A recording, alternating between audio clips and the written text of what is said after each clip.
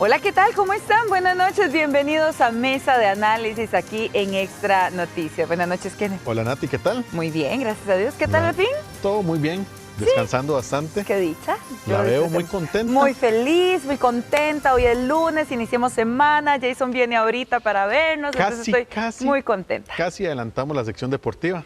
No me dejaron, yo lo pedí. Está Jason. Yo lo pedí, pero para allá se escucha, para allá se escucha. No. Llegará su momento. Estuvo bueno el partido, que es lo importante. Partidazo. Pero con deportes vendremos más adelante. Vamos a iniciar con información nacional, una de cal y otra de arena, podríamos decir, para la Fiscalía, luego de que la jueza del Juzgado Penal dictara medidas cautelares solamente para 3 de los 4 sospechosos que se detuvieron por el caso Pista Oscura. Esto porque en el caso específico de Alejandro Picado, presidente de la Comisión Nacional de Emergencias, no pesa ninguna medida cautelar. La jueza penal de Hacienda de la Función Pública tardó poco más de 2 horas en comunicar su decisión este lunes. Al final aceptó prácticamente la mitad de las medidas solicitadas en su momento por el Ministerio Público e impuso las menos gravosas a 3 de los acusados, como no acercarse ni molestar a testigos del caso por ningún medio.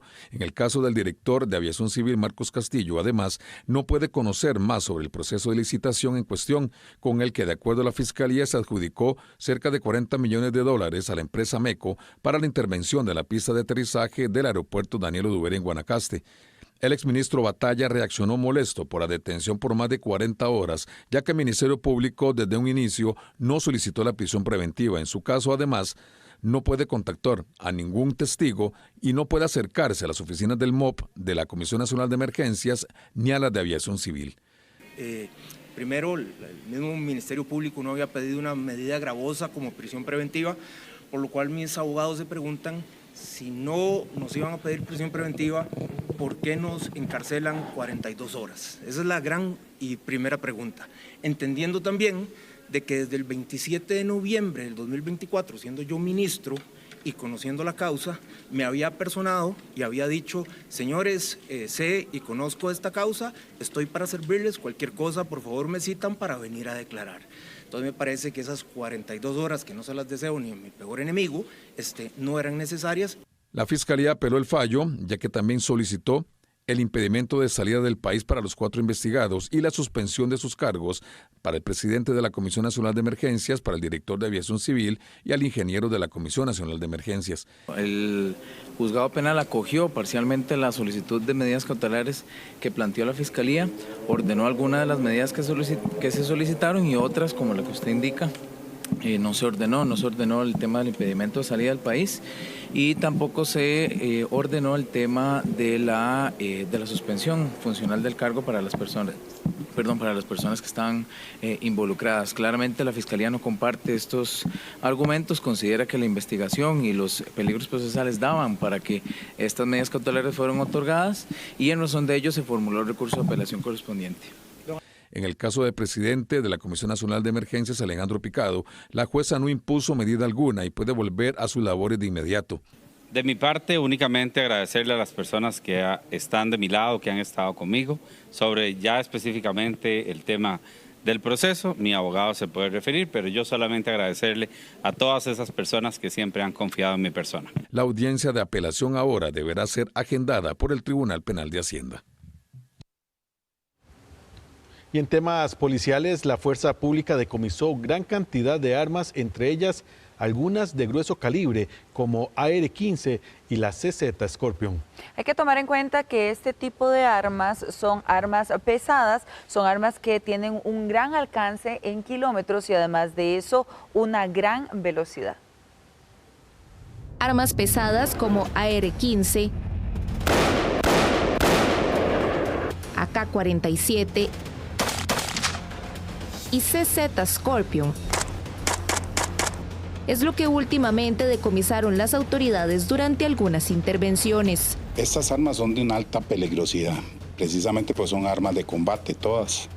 Las únicas que son de uso, digamos así, normal, son las armas cortas, pero las AR-15 y el subfusil Scorpio son armas de una alta cadencia de fuego. La delincuencia utiliza este tipo de armamento por su precisión y alto poder de fuego, según reveló el armero. Lo que causa, digamos, daños muy grandes en las personas que las alcanzan y también causarían un efecto de terror por el sonido y por los daños que producen. El viernes, en Jardines de Cascajal, en San Sebastián, detuvieron a un hombre como principal sospechoso de presuntamente agredir a una mujer. Le decomisaron armas de fuego, cargadores, uno de ellos un cargador Goviada, conocido popularmente como caracol para armas Glock y municiones. Por otra parte, en Lagunillas de Orotina, decomisaron 2 AR-15, una CZ Scorpion y granadas de fragmentación, los cuales están vinculados a una estructura criminal que opera en esa zona. Y esto, aparte de algunas dosis de droga encontradas en el lugar. Estas armas causan daños grandes a quien reciba el impacto. En lo que va de este 2025, nuestro país ya registra lamentablemente 63 personas fallecidas en accidentes acuáticos. El hecho más reciente y muy doloroso ocurrió, Nati, lamentablemente el sábado anterior en Playa Caldera de Punta Arenas, cuando un incidente cobró la vida de 3 personas. Estamos hablando de 2 niños, uno de 8 años, el otro de 11 años, así como su abuelito. En lo que va del 2025, Costa Rica ha registrado al menos 63 muertes por accidentes acuáticos en 22 cantones, según datos recientes de la Cruz Roja Costarricense. De estas víctimas, 7 eran menores de edad. Este trágico saldo incluye el reciente accidente en Playa Caldera, Punta Arenas, donde el pasado sábado, 17 de mayo, fallecieron 2 niños de 8 y 11 años junto a su abuelo de 64 años al ser arrastrados por una corriente mientras disfrutaban del mar. El abuelo logró rescatar a 2 nietas menores antes de perder la vida junto a los 2 niños. En este incidente se dieron el fallecimiento de un menor de 8 años de edad, otro menor de 11 años de edad y el adulto de 64 años de edad, quedando la mujer de 35 años en una crisis de nerviosismo en el lugar y una menor de 5 y otra de 6 años que no requirieron traslado al centro médico. La Cruz Roja Costarricense envió para atender este incidente 2 unidades de soporte básico de vida. Los cuerpos de rescate atendieron la emergencia con 6 rescatistas y 2 ambulancias. Además de las víctimas fatales, una mujer de 35 años, familiar de los menores, sufrió una crisis nerviosa y fue estabilizada en el lugar sin necesidad de traslado a un centro médico. Durante este fin de semana y dentro de las atenciones que brinda la Cruz Roja Costarricense a lo largo y ancho del territorio nacional, se realizaron un total de 113 traslados en condición crítica de personas que lo meritaron bajo diferentes circunstancias. Adicionalmente, se abordaron a 20 personas sin signos vitales en el área de atención. Se le hace un llamado a la población para que utilice adecuadamente el sistema 911 para canalizar las emergencias. Las autoridades reiteran el llamado a extremar precauciones en playas, ríos y piscinas, especialmente en zonas sin presencia de guardavidas o con corrientes peligrosas. Se recomienda evitar ingresar al agua durante condiciones adversas y siempre seguir las indicaciones de los cuerpos de rescate. Y precisamente esta semana las costas del Pacífico de Costa Rica experimentarán un aumento significativo en la altura del oleaje debido a una marejada de fondo que se espera a partir del jueves 22 de mayo. Según el pronóstico de oleaje para esta semana, así el módulo de información oceanográfica del CIMAR o MIOCIMAR de la Universidad de Costa Rica, se dice que se prevé que el oleaje promedio tenga alturas de 1 a 1,5 metros y va a prevalecer hasta el sábado, cuando va a comenzar a ingresar una marejada de fondo. Estas condiciones afectarán principalmente las zonas costeras del Pacífico Central y Sur, incluyendo áreas como Punta Arenas, Quepos, Dominical y Golfito. Bueno, las autoridades marítimas y de emergencias están recomendando, pongan mucha atención. 1, evitar ingresar al mar durante los días de mayor oleaje, especialmente en las zonas con corrientes de resaca. Además, seguir las indicaciones de los guardavidas y las autoridades locales. Los pescadores y operadores turísticos deben extremar precaución y consultar los pronósticos antes de realizar cualquier actividad en el mar. Recuerde siempre que en caso de emergencia se debe contactar al sistema de emergencias al número 911. En el Pacífico Norte Tenemos máximos de 1.6 hoy lunes, que va a bajar hasta 1.2 el miércoles, pero el jueves empieza a llegar, incluso es posible que también el miércoles, pero empieza a llegar una marejada de fondo, oleaje que tiene 19 segundos de periodo entre cresta y cresta, que son oleajes que rompen muy fuerte, son oleajes que generan corriente de resaca y que son las corrientes de resaca las peligrosas para la gente que está en las playas. Los criminales se valen de muchas formas para deshacerse de un cuerpo y, según ellos, evitar ser reconocidos tanto sus víctimas como sus victimarios. Tirar los cuerpos en rutas nacionales, enterrarlos o en el mar para que se puedan perder. A pesar de esto, los médicos forenses son los encargados de poder dar con las causas de muerte y también con el paradero de esas personas victimarias. A través de procesos de investigación, los médicos forenses pueden determinar la causa de muerte de una persona, así como el responsable de cometerla en casos de homicidios. La dinámica de asesinato suele ocurrir que las personas asesinas trasladan los cuerpos a otras ubicaciones con la finalidad de deshacerse de la mayor cantidad de evidencia posible que les relacione a estos, también para lograr que la investigación inicie lo más tarde posible, ya que, pues, por supuesto, mientras se descubre el cadáver puede pasar tiempo importantísimo. La noche de este domingo, a la orilla de la Ruta 27, camino a Turrúcares de Alajuela, localizaron el cuerpo de un joven entre 20 y 25 años, quien aún está sin identificar, con 6 heridas de arma blanca en el abdomen y 3 de arma de fuego en el cuello y tórax. Si una persona fallece de forma, digamos, por decirlo así, espontánea y se queda tirado en algún lugar, pues va a haber fenómenos cadavéricos que se van a desarrollar de una forma, digamos, diferente a si llegaron a tirar a esa persona después de haberla matado horas antes o días antes. Entonces eso le ayuda, pues, desde el punto de vista médico, a ver si fue ahí donde sucedió o si alguien manipuló esa escena. El pasado miércoles, en Los Lirios de Limón, encontraron un cuerpo en un río dentro de una bolsa plástica. Siempre hay que recordar que por más quemado que esté, por más putrefacto o por más incluso descuartizado, casi siempre es fácil o sencillo encontrar la causa de muerte, porque normalmente primero ejecutan a la persona con arma blanca, con arma de fuego, y eso deja dentro del cadáver, pues, signos muy importantes, ¿verdad? Orificios de entrada, de salida, trayectos, balas incluso, ¿verdad? El 25 de abril, en un río de Pavas, la Cruz Roja extrajo un cuerpo en avanzado estado de descomposición.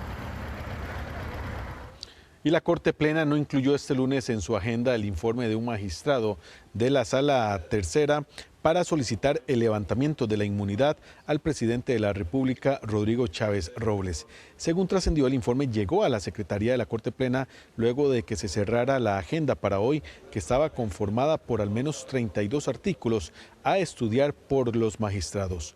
Los magistrados deben aprobar el informe y trasladar la solicitud a la Secretaría de la Asamblea Legislativa para que sean los diputados quienes discutan si deben o no levantarse la inmunidad del mandatario por el caso del contrato con una agencia de comunicación con fondos del BCIE. Después de poco más de una semana tranquila, el volcán Poás volvió a expulsar ceniza y gases. Así quedó evidenciado por las cámaras de seguridad, tanto en Opsicori como las de la Red Sismológica Nacional. Los análisis científicos advierten que el macizo mantiene actividad sísmica y sónica que sugiere eventualmente la capacidad de más pulsos y con más energía.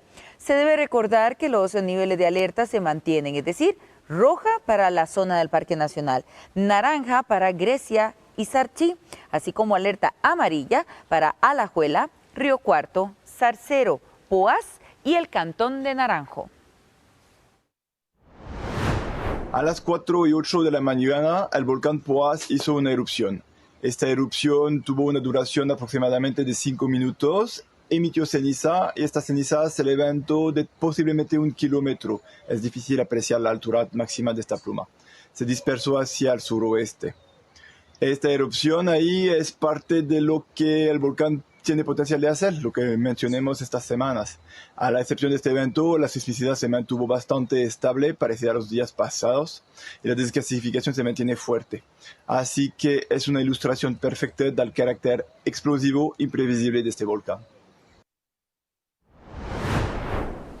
Bueno, y como todas las noches ya está con nosotros nuestro compañero Alberto Cuadra con variadas informaciones de los sucesos y también de incidentes que ocurren en carretera. Precisamente vamos a iniciar este pase con Alberto porque vuelve la violencia carretera. Creo que hace más de una semana, ¿verdad, Alberto? No traíamos estos videos donde veíamos la violencia en calle y esta vez es una motocicleta con un vehículo liviano.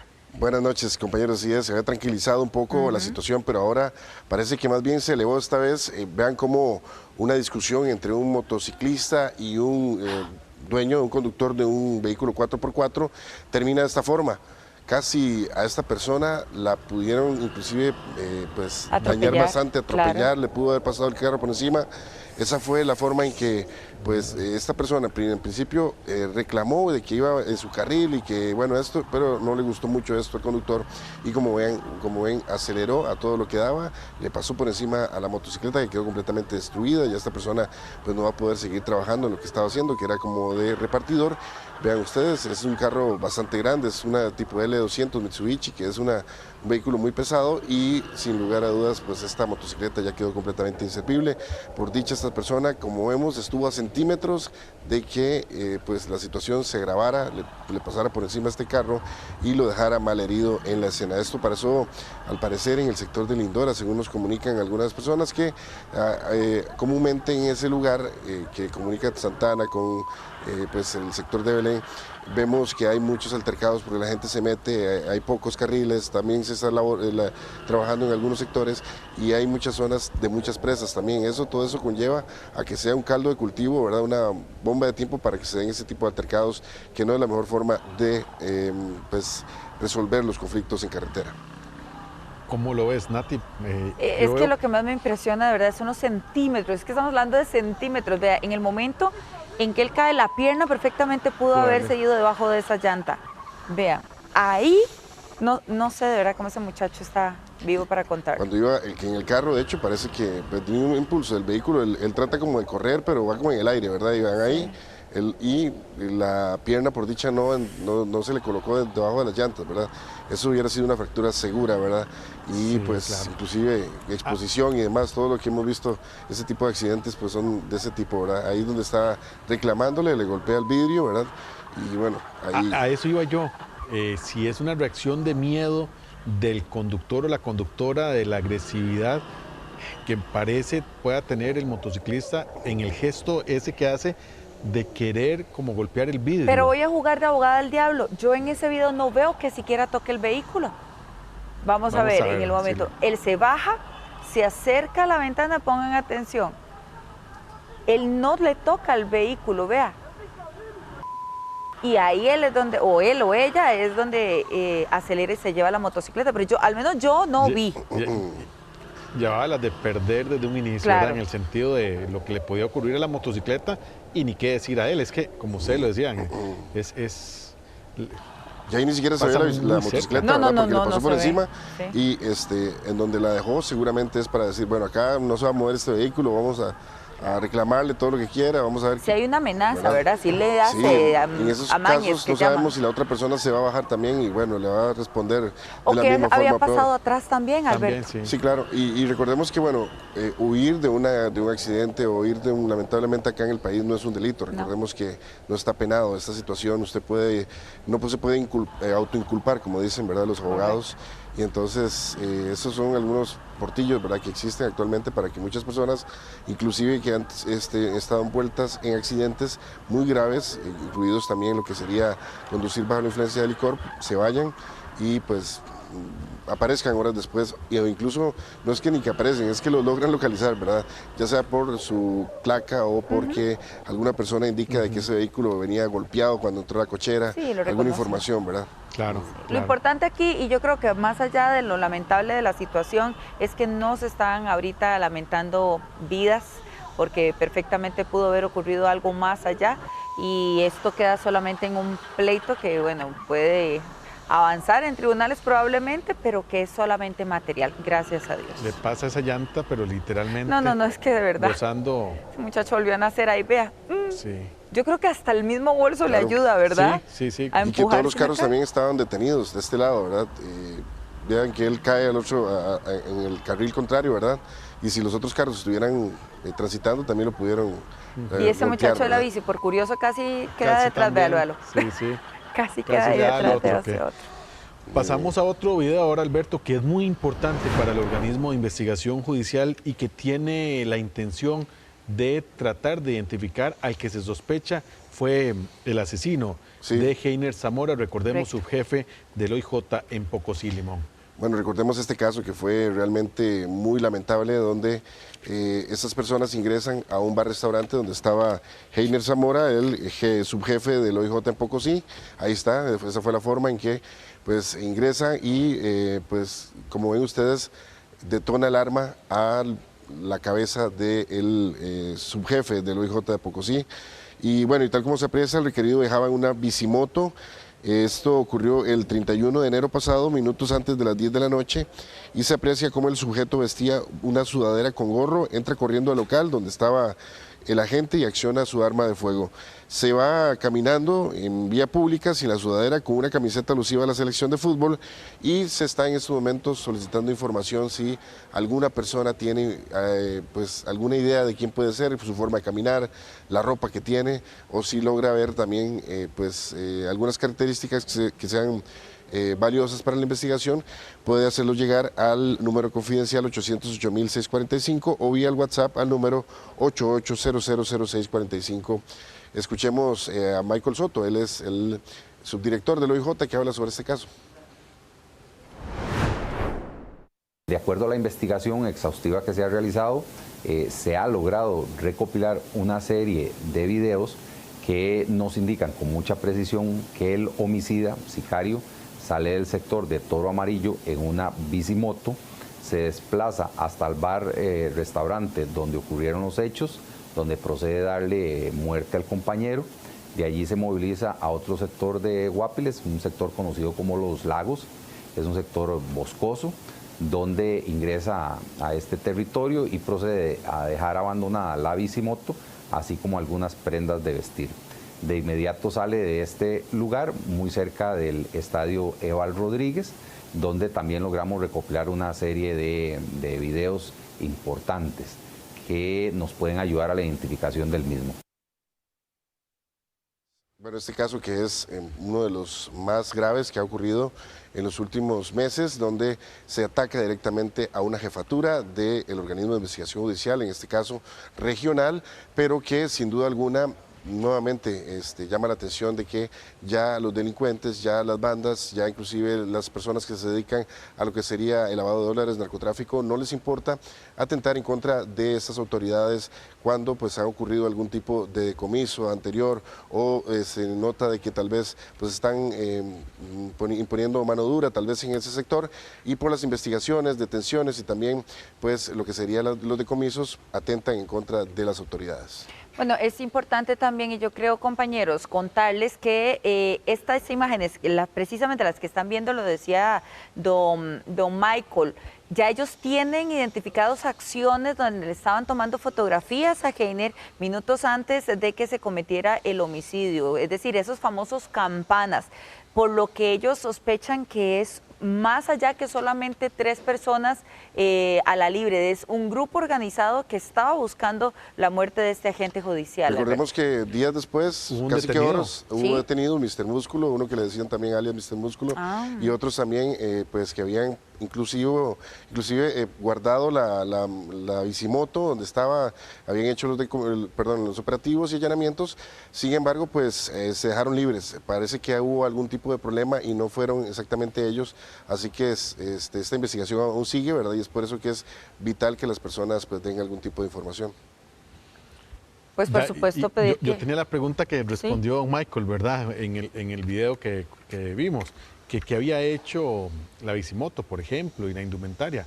Él ya lo explica, ¿verdad? Y es por eso que luego aparece, y lo que pareciera es un pantalón corto y la camisa esta indumentaria de la Cele.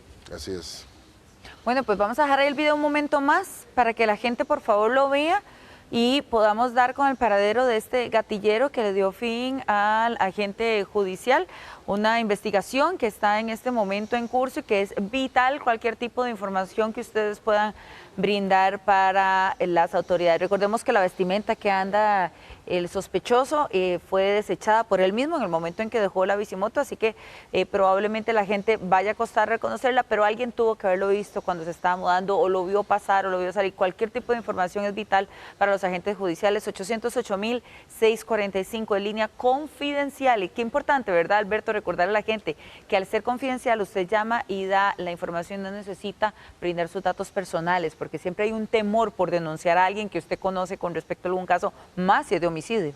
Así es, en esta línea no te van pues a dar, más bien a cuestionar por qué es que sabe esto, cuál es su ligamen con la información o cuáles son sus datos, sino que simplemente pues son líneas de investigaciones que se abren y se van descartando a medida de que van ingresando inclusive a estos tipos de líneas que en muchos casos han sido de mucho éxito y han logrado incluso pues detener a personas que están en fuga y también detener a sospechosos en caso de homicidio.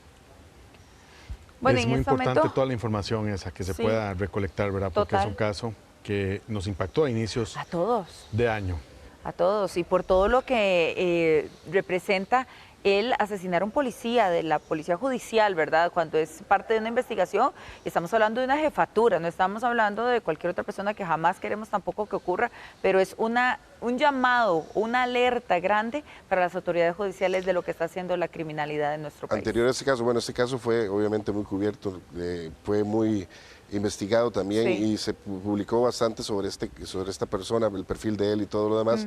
Y recordamos también un antecedente que fue pues los oficiales que estaban en el sector de Tirraces, que estaban haciendo también un seguimiento y una investigación, un fijo, como decimos popularmente, y es ahí donde fueron atacados. Ese era el antecedente más reciente antes de este ataque a Heiner Zamora. Muy lamentable. Vamos a cambiar ahora de tema, porque Alberto, ¿qué clase de aguaceros el día de hoy en nuestro país? Qué barbaridad, bueno, tremendo. Ahí terrible. Ese es su vecindario. Este es mi barrio, ¿verdad? Quiero presentarles mi barrio, esto ocurre siempre. Tiene un río ahí bastante caudaloso, puede hacer rafting ahí inclusive. Básicamente. Pero cuando no está de esa forma, uno pasa por ese lugar y es un guindo, ¿verdad? Por lo menos unos 5 metros de profundidad. Yo les puedo asegurar que si acaso un metro, mucho un metro de ancho es lo que pasa ahí, parece un riachuelo. Exacto. Pero cuando llueve, y llueve arriba en la parte montañosa y baja esa cantidad de agua, es impresionante. Eso casi, mira, bueno, ahí usted lo está viendo, es una piscina olímpica. Eso es increíble, ¿verdad? Es un lugar, un embudo porque viene muy acelerado el agua y en ese lugar como que se topa con la estructura del puente y obviamente ahí se frena y se causa ese efecto, ¿verdad? Que es muy... Y vamos a ver estas imágenes también, eso ocurrió en Acerrí. Vean ustedes lo que va a pasar en segundos. Vea cómo se va abriendo esa grieta. Ahí va. Santo Dios. Y se fue, ¿verdad? Por dicha estaba como bien como señalizado, ¿verdad? Para que no pasara gente ni nada. Y en ese momento se logró evitar algún tipo de daño a alguna persona. Esa es una de los lugares que se estaba tratando de reparar la calle y vean cómo quedó, ¿verdad? Parece que ahí van a tener que meter mano lo que es la municipalidad por ese daño importante. Muy frágiles, ¿verdad? Lamentablemente nuestras carreteras, cualquier tipo de lluvia, que han sido bastante fuertes. De hecho, hoy que venía hacia el sector de Tibás, desde Curry, desde el sector de Tres Ríos, se veía hacia acá una nube negra impresionante.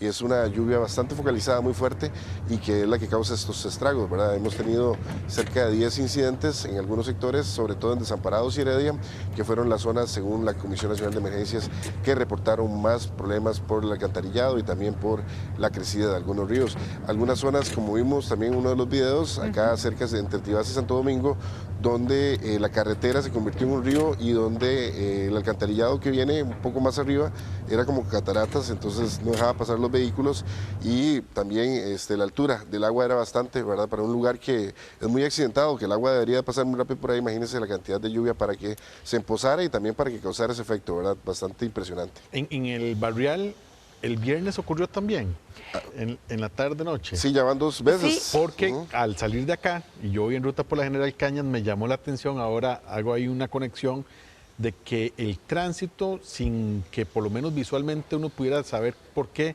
estaba totalmente cerrado el acceso de la No. General Cañas. Te voy a contar por qué. Que dicha que tocas el punto. Hace más de una semana el tránsito está cerrando el ingreso por el Castella, precisamente hacia Barrial, no por ese río, porque en realidad todos pensábamos que eran arreglos que se estaban haciendo. En esos casi 200 metros se están haciendo o se está haciendo una ampliación de calle, tanto del lado de lo que era la acera hacia la parte del río. A mí lo que y que podríamos averiguar aquí en Mesa de Análisis en Extra Noticias es qué tiene que ver esa construcción con el caudal del río, porque pareciera que más bien lo están achicando, en lugar de ampliarlo para que el río no tenga que salirse, ¿verdad?, por la cantidad de agua que corre, exacto, con más amplitud.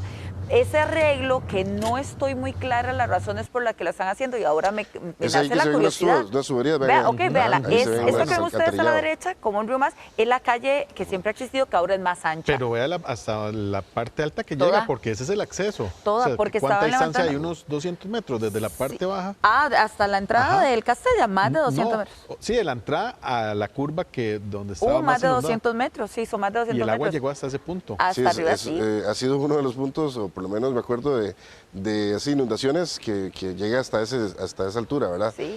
Bueno, esa es la parte también ahí en el sector de Santo Domingo, también, como ven ustedes ahí llegando entre Tibás, vea cómo corría el agua ahí completamente. Ese es el del Virilla, bajando de Santo Domingo. Y vea cómo estaban las cunetas y todo, lo que yo decía, el efecto ese que era como cataratas, y el agua casi a la mitad de las llantas, ¿verdad? Vean. Lo que llaman de Neón Nieto entre Santo Domingo y Tibás, pero bajando hacia... Hay varios puntos, vea qué Santo interesante. Domingo. Los 3 videos tocan puntos importantes, ¿verdad?, para investigar más allá. Este del Barrial, como les digo, esa construcción que no sé qué tipo de manejo o permiso se realizó para el tema del cauce del río, si se está abriendo más paso para él o no, qué es lo que están haciendo ahí específicamente que no vaya a perjudicar y que se siga dando este problema. En la en Acerrí fue la de la calle que se va.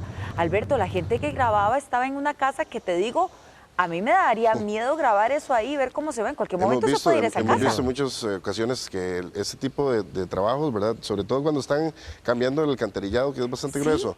Vienen las lluvias, ese alcantarillado a veces no sirve, se lava y quedan la gente, no pueden ni sacar el carro. Porque esta casa aquí ya está, bueno, no sé, podría estar a metros, ¿verdad? Irse al precipicio o irse al hueco, ¿verdad? Que se acaba de hacer. Entonces sí, bueno, pasa mucho, sobre todo ahora que inicia la época lluviosa, sobre todo porque sí, los suelos empiezan a absorber el agua, empiezan a movilizarse, bueno, todo ese patrón, ¿verdad?, que existe, que nos puede enseñar todavía mucho más, ¿verdad?, los geólogos, ¿verdad?, como Blas, pues no somos expertos ni nada, pero sí, pues dándole seguimiento históricamente a lo que ha pasado, sobre todo mayo, junio y julio, ¿verdad?, son meses donde hay muchos derrumbes, sobre todo también los deslizamientos se empiezan a movilizar después de tal vez pues muchos meses de que pues estuvo el verano. Bueno, estos arreglos que se están haciendo ahí, Alberto, precisamente son parte de los trabajos de las obras que está haciendo la Comisión Nacional de Emergencias, que estaban trabajando ahí. Lo que estaban haciendo son muros en el río Cañas específicamente. Esa obra que se ve ahí es probable que sí, mañana ya haya alguna visita que vayan a realizar por Sería parte. bueno, claro, viendo la cantidad de agua que pasó por ahí y todo eso, ¿verdad? Correcto. Hay que verificar en qué estado se encuentra. Claro, y por las viviendas, ¿verdad? Por la seguridad de las mismas. Claro. No fueron las únicas incidencias porque también se reportaron inundaciones, Alberto. Sí, sobre todo como habíamos comentado, sectores de Heredia, que es en la zona donde más se vieron los incidentes y las emergencias, también desamparados. Fue como una zona, ¿verdad? Todo ese lugar, ¿verdad?, que era como un muro de agua lo que estaba pasando. Inclusive acá en Tibás también, como vemos, pues se dieron algunos problemas, pero sí, eso es lo que se va a estar repitiendo durante los siguientes meses, ¿verdad? Y a raíz de también la zona de convergencia intertropical que está muy activa en nuestro país, es una zona que es muy lluviosa y que atrae lo que sería la humedad, y es por eso que, como vemos acá, ese es el río Ocloro, que es un riachuelo también, pero como lo vemos, según algunos televidentes que nos enviaron estas imágenes, en la tarde, pues ese río recoge también una gran cantidad de agua desde San Pedro, y es ahí donde muchas veces en ese sector de Barrio Luján hemos visto también inundaciones. Llovió muchísimo, de verdad que llovió muchísimo el día de hoy. Bueno, igual las lluvias van a seguir. Alberto, durante los próximos días. Así es. Escuchemos lo que dice Juan Diego Naranjo.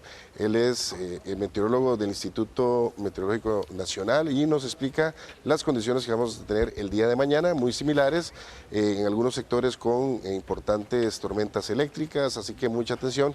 Sí, sobre todo en la mañana hay mucha radiación solar, hay mucho calor, siente mucho bochorno, hay mucho sol, como decimos, porque eso anuncia que los aguaceros van a estar bastante fuertes durante la tarde. Las regiones del Pacífico y el Valle Central son los lugares donde se concentrarán las lluvias más intensas del país, comenzando en los sectores montañosos, tanto al norte del Valle Central como en el Pacífico Norte, cerca de la cordillera, y extendiéndose a las partes bajas de estas regiones, así como hacia las costas del Pacífico Central y el Pacífico Sur, también durante el periodo de la tarde y extendiéndose incluso hacia primeras horas de la noche. En lo que respecta a la zona norte y el Caribe, nubosidad variable estará predominando durante este día. Existe la posibilidad de que se presente lluvia dispersa durante la madrugada y primeras horas de la mañana. Bueno, esas son las informaciones que les hemos presentado y preparado durante esta tarde y noche de incidencias, también algunos casos, sobre todo de violencia en las carreteras y también pues informaciones del organismo de investigación judicial, compañeros. Alberto, muchísimas gracias por todo el detalle. Mañana lo esperamos probablemente con más temas de lluvias, porque esto, como decían, vamos a continuar.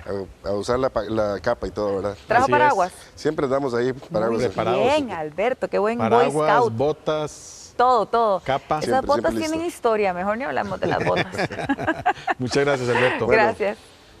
Bueno, y lamentablemente, Nati, usted tiene información importante que dar a esta hora. Correcto. En cuanto a un suceso que ha ocurrido recientemente en las últimas horas y que está siendo investigado por la fuerza pública y tiene que ver con un presunto femicidio que habría ocurrido en un sector cercano a la Ruta 27. La información que nos está llegando en este momento, ya confirmada por la Cruz Roja, es el hallazgo del cuerpo de una mujer todavía sin identificar, con al menos 6 o más impactos de bala, lamentablemente, en vida pública. Esto es en Orotina, específicamente en la zona de Cebadilla. Ya los agentes judiciales se encuentran de camino para poder realizar el levantamiento del cuerpo e investigar qué causas mediaron en la muerte de esta joven. Por supuesto que nosotros aquí en Extra Noticias estaremos muy pendientes de la información y llevaremos todos los detalles de cómo vaya avanzando este caso, que lamentablemente podríamos decir estamos de nuevo frente a un nuevo feminicidio. Lamentablemente. Y continuamos con más información, porque tan solo en 6 años las consultas por hipertensión arterial en la caja del Seguro Social aumentaron, créalo o no, un 47%, y la presión alta fue la tercera causa de atención de pacientes en el año 2024. Según datos de la Organización Mundial de la Salud, más de 1.280.000 personas en todo el mundo padecen de presión alta y más de la mitad no saben que la portan, lo que lo convierte en uno de los padecimientos más importantes de la salud a nivel mundial. En nuestro país es la segunda causa de muerte. Por eso es tan importante esta información que vamos a ver a continuación. La hipertensión es una enfermedad asociada a factores como antecedentes familiares, consumo excesivo de sal, sedentarismo, obesidad, estrés sostenido, alcohol y tabaco. Hablamos de hipertensión arterial cuando hay un aumento de los niveles de la presión arterial sanguínea en la persona, tanto persona adulta como persona adulta joven. Encontramos un diagnóstico de hipertensión arterial cuando presentamos 2 cifras de hipertensión arterial tomadas en un centro de salud por personal capacitado, cuando esa sobrepase 140/90. 2 cifras en días distintos, en circunstancias distintas, que se mantenga por arriba de estas cifras, ya nos hace un diagnóstico de hipertensión arterial. El 88% de los pacientes atendidos con presión alta son mayores de 45 años y 6 de cada 10 son mujeres. Que va causando daño dentro de nosotros o dentro del paciente a través del tiempo sin darnos cuenta. Puede ir dañando su corazón, su retina, sus riñones, su circulación sistémica, sin que eventualmente se dé cuenta la persona. Para prevenirla se recomienda hacer ejercicio, comer con poca sal, no fumar, evitar el alcohol y tomarse la presión con frecuencia. Las farmacias de la Caja Costarricense de Seguro Social ofrecen apoyo para mantener el tratamiento correctamente. Para controlar la hipertensión arterial es imprescindible tomar los medicamentos como se lo aconsejó su médico. De igual forma, les indicamos que en las farmacias siempre estamos anuentes a resolver las consultas acerca de la medicación y también es muy importante decir que tenemos muchos métodos y muchas herramientas para mejorar esta adherencia. La Caja destinó 5.200 millones en medicamentos solo en el 2024 para tratar esta enfermedad. También conocido como el asesino silencioso, precisamente porque muchas personas no saben que lo padecen. Los hábitos alimenticios correctos, el bajo consumo de sal podrían ayudar y favorecer a no tener presión alta. Pero vamos a ver los siguientes datos porque estos son muy reveladores, ya que en nuestro país es la segunda causa de muerte. Además, el 37,2% de los adultos la padecen. El 88% son mayores de 45 años. Además, 6 de cada 10 de estos adultos son mujeres. Se destinaron más de 5.200 millones de colones solo en medicamentos para el 2024 para tratar a los pacientes con hipertensión. Vamos a ver también la siguiente información porque es muy importante ya que las consultas subieron en un 47%, siendo el 11% de las atenciones totales que llegan a la consulta externa en los hospitales. Se registraron para el 2024 940 muertes, 53 diagnósticos al día. Son 53 las personas que son diagnosticadas con presión alta al día en los hospitales de nuestro país. Y es el 38% llega a urgencias. Normalmente las personas entre los 45 a 64 años de edad. Esta es información importante de la Caja Costarricense de Seguro Social. Bueno, ¿y cómo prevenirlo? Vamos a escuchar al experto. El primer punto importante es intervenir la dieta, es decir, disminuir el consumo de sal de mesa o sal común y aumentar el consumo de sales de potasio. Asimismo, preferir dietas ricas en carnes magras y disminuir el consumo de carbohidratos y grasas. En segundo lugar, aumentar la actividad física. Realmente cualquier tipo de actividad física es bienvenida para reducir el riesgo de hipertensión. Un tercer punto importante es disminuir el consumo de alcohol. Si deberíamos abstenernos para disminuir el consumo, es debatido. Sin embargo, se habla que por lo menos un hombre puede consumir 2 cervezas por día y una mujer 1.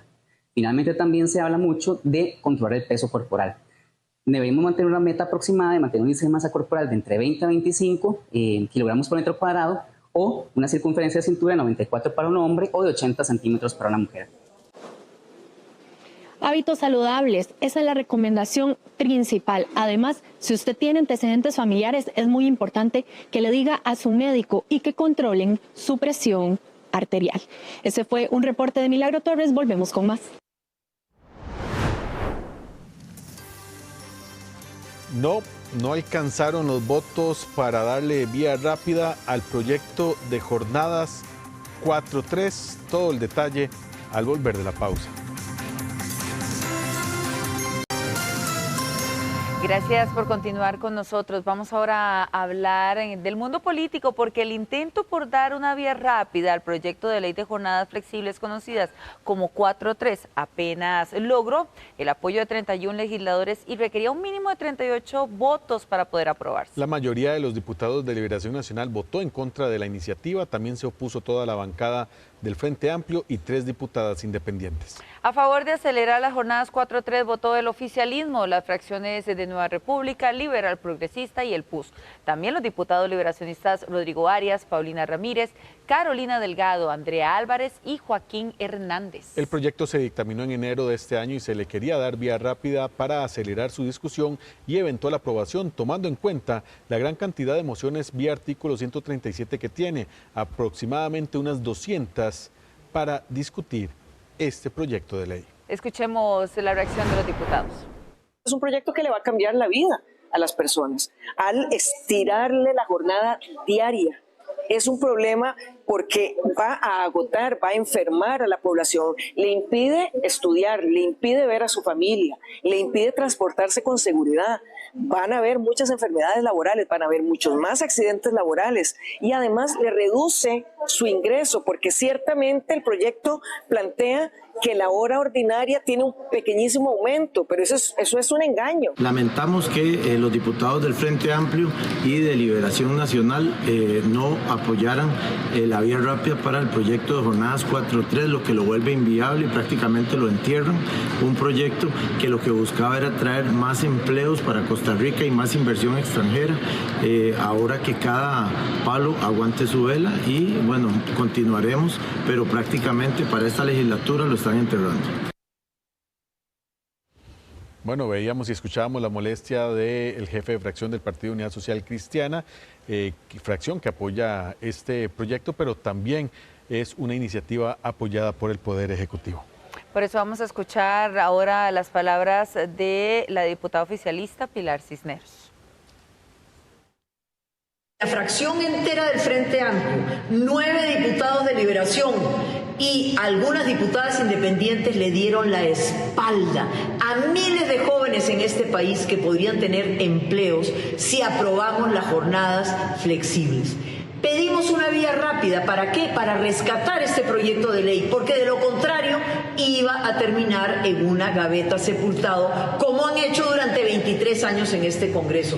¿No se dan cuenta que ya afuera hay toda una guerra de países que gustosamente quieren atraer a esas empresas hacia sus naciones? Y nosotros aquí en Costa Rica nos damos el lujo de decirles, ¿saben qué? Váyanse a otros lugares, no nos den los trabajos a nosotros. Es realmente un día triste, un día para lamentar. Bueno, y el diputado Eliezer Feinstein, además también presidente del Partido Liberal Progresista, presentó, señores, una denuncia penal contra el presidente Rodrigo Chávez, a quien señala como presunto responsable de una serie de acciones que constituye, a su juicio, una amenaza directa a la democracia costarricense. De acuerdo con el legislador, la denuncia se basa en un análisis que hicieron detallado del comportamiento del mandatario, que incluye ataques constantes al Poder Judicial, así como lo que él considera son llamados a la desobediencia y una narrativa que alimenta la división y la confrontación en el país, según el congresista. Tras este trámite judicial, el diputado hizo un llamado a los diferentes actores políticos y sociales a detener la confrontación y también a reencontrarse en el respeto y en el diálogo. Extra Noticias, por supuesto, que consultó a la oficina de prensa de Casa Presidencial sobre esta acción penal presentada por el legislador. Sin embargo, al cierre de edición no tuvimos respuesta. El intento que ha hecho el presidente por poner a los diferentes cuerpos de policía a pelear entre ellos, la amenaza implícita a la hora de decir el Poder Ejecutivo tiene 17,000 efectivos armados, son cosas que no se pueden permitir. Son transgresiones a la civilidad y a la democracia de nuestro país que nunca antes habíamos visto y que no estamos dispuestos a que sigan sucediendo. Y por eso hemos presentado esta denuncia para evitar que las cosas lleguen a más. Sección deportiva, gracias por acompañarnos y a esperar, digamos, evidentemente la lista también de convocados de la selección nacional para el juego ante Cataluña. Será este próximo domingo cuando la selección parta hacia España, compañeros. Si supieran los televidentes, acá yo haciendo de mediador mientras están las notas y tranquilizando los ánimos. No, en realidad estábamos conversando de temas muy importantes que más adelante tendremos oportunidad de poder... Eran muy interesantes los temas. Nada más el llamado de este jugador que... Isaac Padilla. Sí. ¿Lo convenció ayer o lo venía viendo o viene ya referenciado de la sub-20? De la sub-17 viene Isaac Padilla. Ha tenido, digamos, fue en el premundial que se realizó aquí en Costa Rica y esa selección clasifica al Mundial de Qatar. Hizo un muy buen premundial. Realmente ha venido haciendo una muy buena temporada también a nivel de selección. Por eso me imagino que el Piojo lo ve y lo mete en la prelista. Que luego llega a estar en la lista final, habrá que ver. Pero por lo menos es una buena noticia porque se le da continuidad al muchacho. ¡Qué 16 bueno! años. ¡Qué sí. bueno! Muy buena noticia. Tener figuras jóvenes bueno, que ya vayan saliendo. Lo mismo de Kenai Mairi, lateral derecho de Saprissa con 18 años. Yo sé que es sapricista y todo, pero me encanta cómo juega, de verdad. O sea, sí, es que de verdad. sí, no, y yo creo que El papá es liguista. Sí, jugó con la liga, Roy Meiri. Ay, sí, sí. No, y te doy un dato. No, que Nay, gran parte de su formación futbolística la hace en el CAR, de Liga Deportiva Alajuelense, hasta que Roy Myers se mete ahí y se lo lleva, digamos, a Saprissa. Pero Roycito, hay que reclamarle. Déjamelo, mañana hablo con él. Ahí lo encuentra, Mayo. Señor Meyer, ya mañana hablo con él. Gracias, Jason. Gracias, Jason. Nos vamos, Nati. Y gracias a ustedes por su compañía durante toda esta hora de información. Más información y más noticias mañana, martes 20 de mayo, en nuestra edición estelar a partir de las 6 de la tarde. Buenas noches, feliz descanso. Que la pasen bien.